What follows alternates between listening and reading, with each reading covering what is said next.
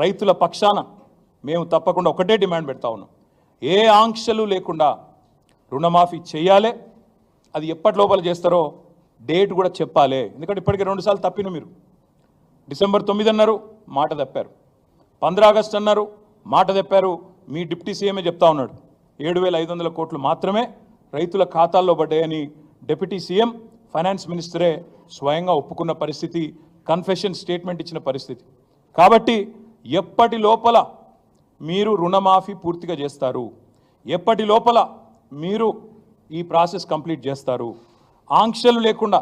ఈ మాట ఎందుకంటా ఉన్నా అంటే, మేము ప్రభుత్వంలో ఉన్ననాడు మేము రైతుల పట్ల మా ఆలోచన విధానం ఒకటే.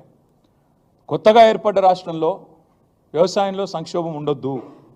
తెలంగాణ రైతులు దశాబ్దాల పాటు కోరుకున్నది తెలంగాణ వస్తే మా బతుకు బాగుపడుతుందని కోరుకున్నారు. వ్యవసాయ స్థిరీకరణ జరగాలి. వ్యవసాయం